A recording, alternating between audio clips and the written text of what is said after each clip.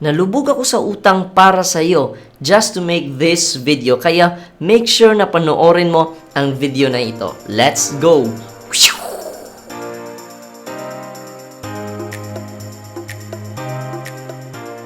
Hi guys, Tuplu here, and I tried multiple loan applications from G-Loan, Maya Loan, Shopee Loan, or yung S-Loan, yung CIMB, Tonic, and even Union Bank, Easy Cash. I tried these different loan applications para you don't have to.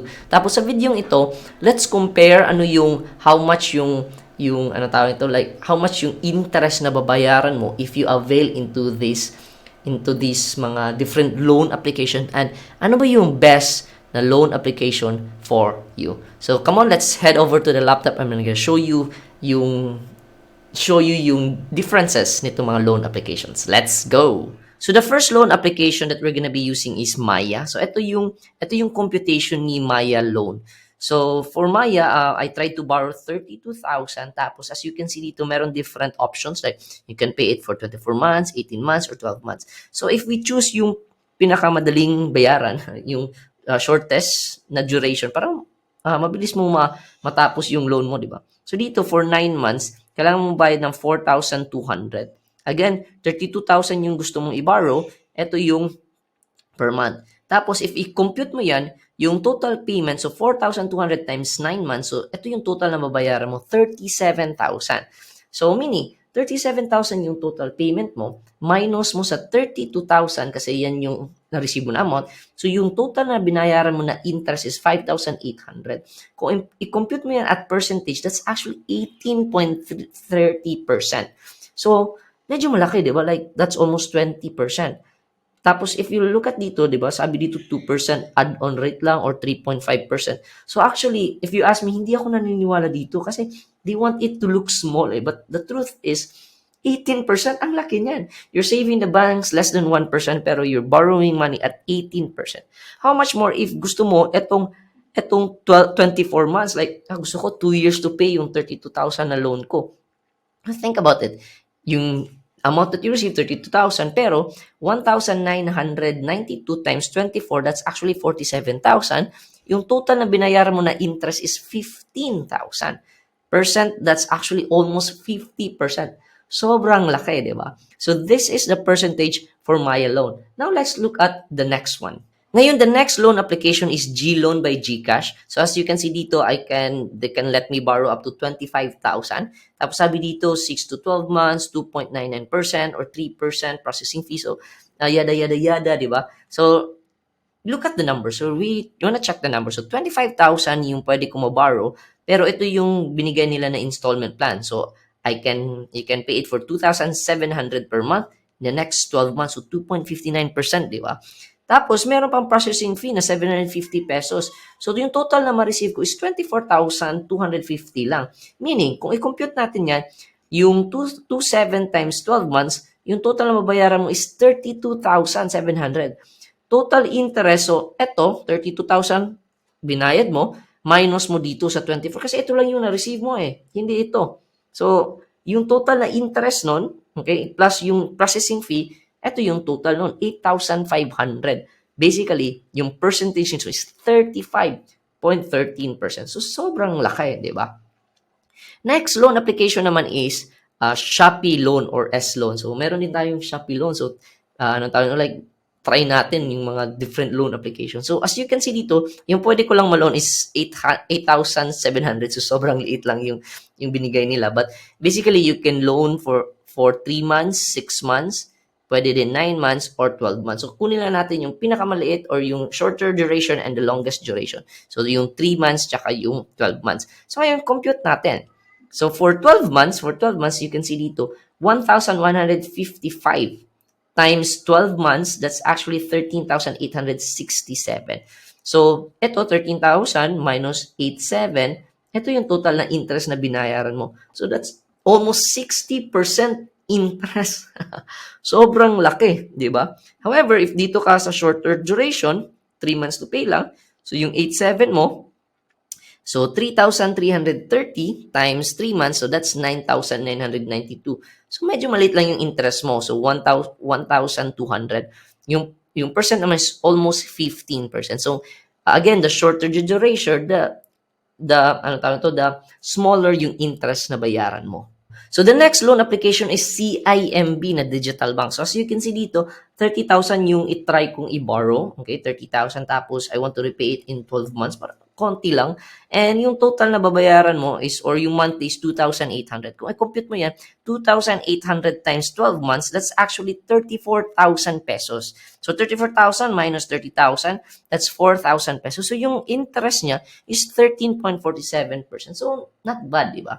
So, yan for CIMB. Ngayon, the next loan application naman is Tonic. Okay, Tonic Bank. And unfortunately, ang tagal ko nang may account sa Tonic Bank until now, they don't want to give me a loan.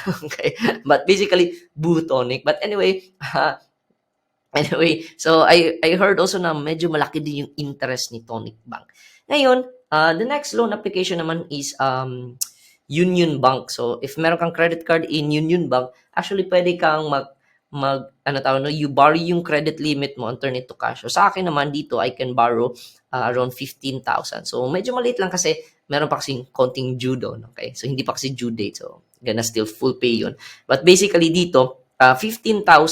So, example, 15,000 dito, you can pay as long as 36 months. So, sobrang haba, di ba? Like, like 3 years? 1 year, 2 years to 3 years, di ba?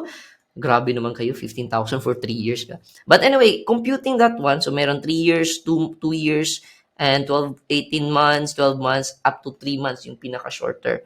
So, as you can see dito, if compute natin yan, so, not bad, di ba? Look, like, 544 pesos times 36 months, so that's 19,000, almost 20,000. Total interest na babayaran mo is ito minus the loan amount. So 4,500, the percentage is 30.60%. However, if you wanna pay early, so you wanna borrow and pay it early, so dito it's 5,150.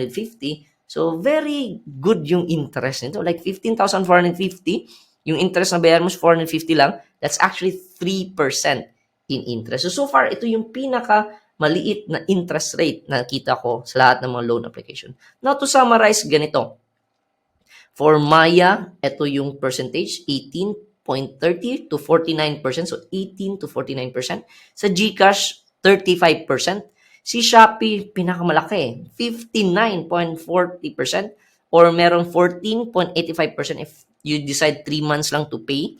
Si CIMB, medyo okay, 13.47%. And si Union Bank, yung pinakamaliit if you just pay around, if you wanna full pay it in 3 months time. From 3 to up to 30%. Now, let me ask you, out of this loan application, ano yung pinakamaganda? Did you say Union Bank pa? Did you say CIMB ba? Actually, wala. Wala. Kasi, sobrang laki ng interest, di ba? Like, imagine you're saving money in the bank, like, less than 1%. You're saving in digital banks, like, 4%, 5%, 6%. Pero itong mga loan applications, sobrang laki na interest. So meaning, kung hindi naman kailangan, highly suggest na like you avoid borrowing from these loan applications.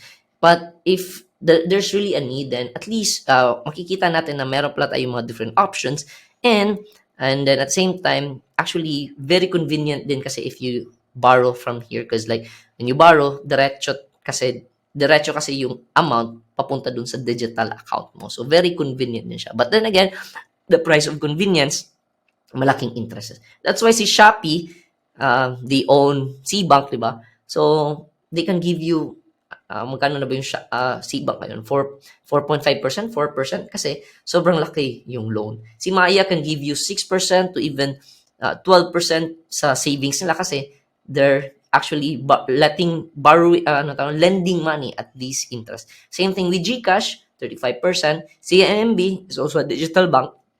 Dito kasi sila kumikita ng pera. So, if walang magbaborrow ng money, wala ding kikitain yung mga nagsisave in terms of interest. So yeah, ito yung mga different loan applications, and I hope you find this video helpful. So yeah, that is it. Those are the different interest ng mga different loan applications. And kung hindi naman talaga need, so I highly suggest na wag mag-avail sa mga ganitong loan kasi sobrang laki talaga. Sobrang laki talaga ng interest na babayaran mo. And yeah, I hope you find this video valuable and helpful. And if you did, make sure to smash the like button for the YouTube algorithm.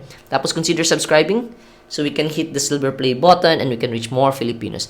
And if you want to start your Lodi lifestyle journey with me, visit my website freedomlabph.com. Again, that's freedomlabph.com. I hope to see you inside. Once again, this is Tio Pilo, and yung goal natin sa channel na ito is to live on dividends and interest. Bye-bye!